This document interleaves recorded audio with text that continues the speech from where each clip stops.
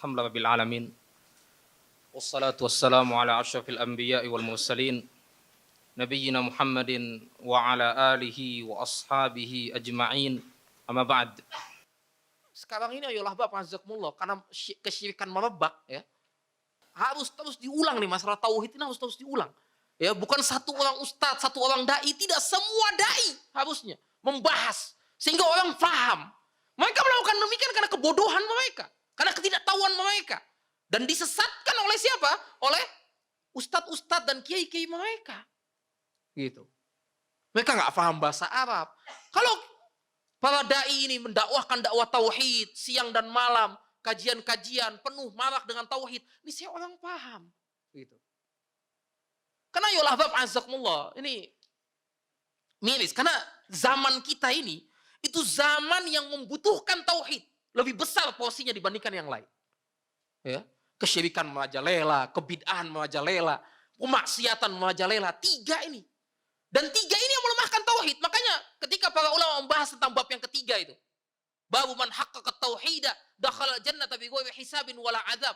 Bab siapa orang yang mewujudkan tauhid dalam kehidupannya, maka dia akan masuk surga tanpa hisab dan tanpa azab. Kata para ulama, mewujudkan tauhid dalam kehidupannya harus menjauhi tiga perkara ini. Dia bisa meraih tauhid yang sempurna, harus menjauhi tiga. Syirik, bid'ah, maksiat. Kalau kita mendakwahkan tauhid siang dan malam, insya Allah ketiga ini bakal redup.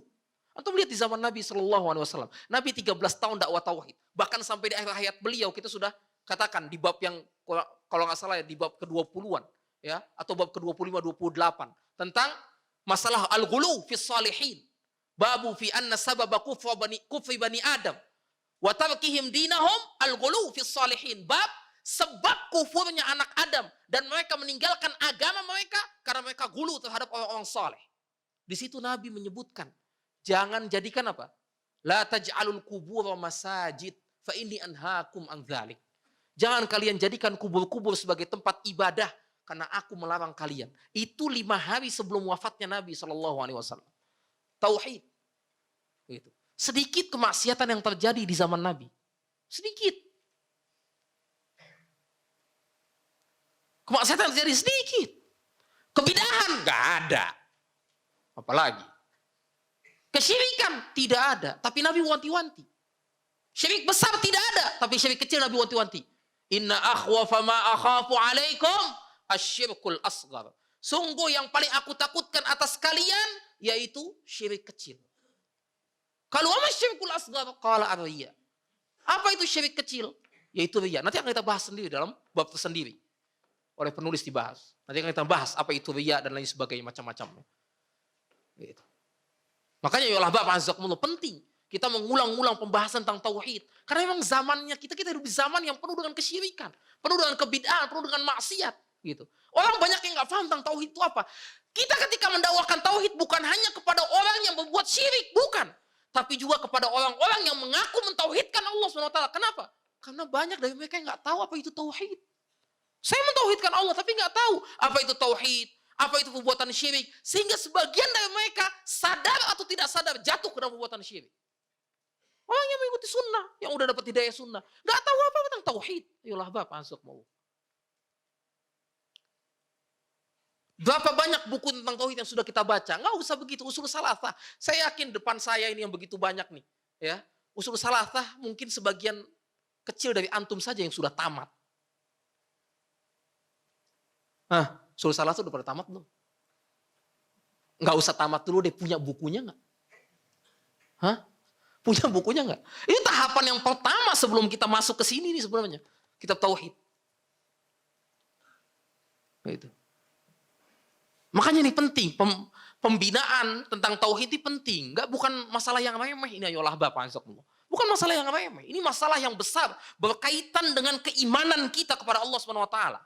Karena yang dipelajari di situ adalah zat yang Maha Esa, yang Maha Kuasa, yaitu Allah Subhanahu wa taala. Ini harus kita ulang-ulang terus-menerus. Nggak bisa kita cuman 1 kali, 2 kali. Ya, satu momen tertentu harus terus. Siang dan malam Nabi SAW nggak berhenti berdakwah. Sebelum yang lainnya. Bukan berarti kita meninggalkan pelajaran tentang fikih sholat, fikih jual beli. Bukan. Tetap kita ajarkan itu kepada umat. Tapi fokus porsi terbesar tauhid. Gitu. At-tauhidu awal laukanu ya'lamun, kata para ulama. Tauhid dulu yang paling pertama, paling asas kalau seandainya mereka ketahui. Karena ini yang berkaitan dengan kesyirikan dan lain sebagainya, kebobrokan umat dan lainnya. Dan satu umat gak bakal baik kalau tauhid mereka gak baik sama sekali. Gitu. Jadi jangan pernah sekalipun kita meremehkan tentang masalah tauhid. Ya, tauhid lagi, bosan kita Ustaz tauhid mulu. Ya sudah, kalau antum bosan, antum sudah paham belum tentang tauhid? Dari A sampai Z tentang tauhid, bagaimana kesyirikan-kesyirikan. Antum sudah bisa menilai bahwa itu syirik dan lain sebagainya, dengan dalil-dalilnya dan lain sebagainya. Bisa tidak? Antum sudah kuasai tentang tauhid itu. Orang yang mentauhidkan Allah saja bisa saja tergelincir ke dalam perbuatan syirik. Apalagi orang yang tidak mentauhidkan Allah Subhanahu wa taala, yang enggak tahu sama sekali. Makanya Imam Muhammad bin Wahab dalam kitab beliau Kasyfus Syubuhat, ketika beliau mengambil fikih dari hadis Dzatu Anwat. Ya, sahabat, ini bicara tentang sahabat. Antum lihat nanti dalam kitab Kasyfus Syubuhat. Saya sudah bahas Kasyfus Syubuhat, selesai. Salasa sudah selesai, Kasyfus Syubuhat selesai, kitab tauhid yang belum selesai. Nah, itu mesti diulang-ulang itu. Beliau mengatakan, seorang alim bisa jadi terjatuh ke dalam perbuatan syirik. Ini faedah yang beliau ambil dari mana? Dari kisah para sahabat Nabi.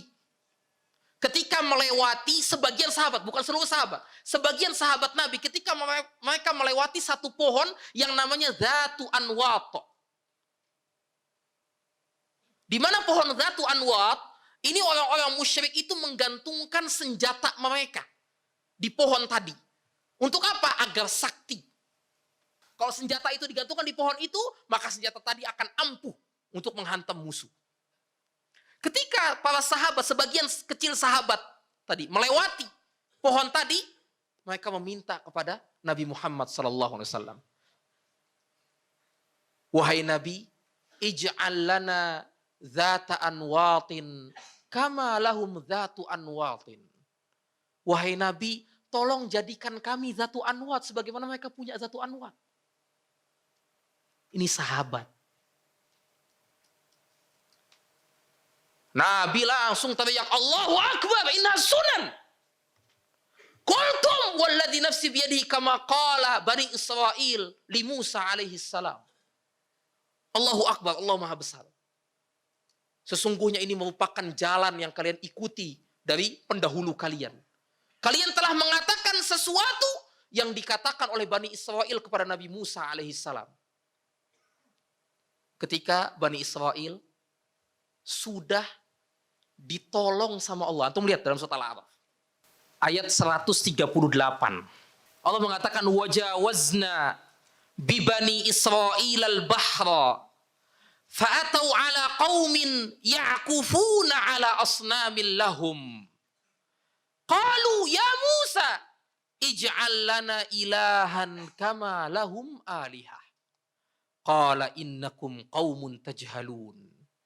Ketika kami sudah selamatkan Bani Israel dari kejaran Fir'aun, bayangin. Udah selamat nih, Allah yang selamatin. Dibelah lautan oleh Nabi Musa AS dengan kekuasaan Allah Subhanahu wa taala. Mereka selamat, Fir'aun ditenggelamkan dengan bala tentaranya.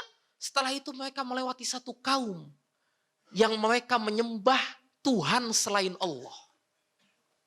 Apa kata mereka? Ya Musa, ij'al lana ilahan kama lahum alihah. Wahai Musa, jadikan kami Tuhan sebagaimana mereka punya Tuhan. Allahu Akbar. Bayangin tuh. Bani Israel ini. Udah diselamatin sama Allah Subhanahu wa ta'ala. Jadikan kami Tuhan sebagaimana mereka punya Tuhan. Qala innakum qaumun tajhalun. Kalian ini sungguh bodoh kalian ini. Kata Nabi Musa alaihissalam. Gitu. Jadi kalian telah mengatakan sesuatu, mengucapkan sesuatu sebagaimana Bani Israil ucapkan kepada Nabi Musa. Jadikan kami dzatu anwat sebagaimana mereka memiliki dzatu anwat.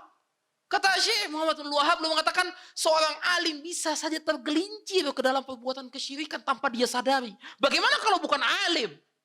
Ayolah Bapak, azakumullah. Maka ini pentingnya tauhid yang mesti kita ulang-ulang terus-menerus siang dan malam gitu. Makanya antum juga jangan Jangan bosen. Buku baca tauhid dari awal sampai akhir, ulang lagi dari awal sampai akhir. Gitu. Jangan bacanya pas mau kajian baru buka buku. Gitu. Ditanya ini nggak tahu, ditanya itu nggak tahu. Penting ayolah Bapak azakumullah. Buat pondasi kita, buat pertahanan diri kita. Dari apa? Dari musuh terbesar kita, kesyirikan yang membuat kita keluar dari Islam. Gitu. Dari kebid'ahan dan juga dari maksiat.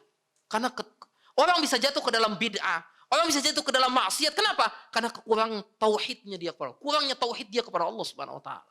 Semakin kuat tauhid seseorang, maka semakin jauh dia dari perbuatan bid'ah, semakin jauh dia dari perbuatan maksiat, apalagi semakin jauh dia dari perbuatan syirik kepada Allah Subhanahu wa taala. Gitu. Nah, ini yang mesti diperhatikan ayolah Bapak azakumullah. Mudah-mudahan bermanfaat untuk diri saya dan untuk antum semuanya. Subhanallah bihamdik, asyhadu an la ilaha illa anta astaghfiruka wa atubu ilaik. Assalamualaikum warahmatullahi wabarakatuh.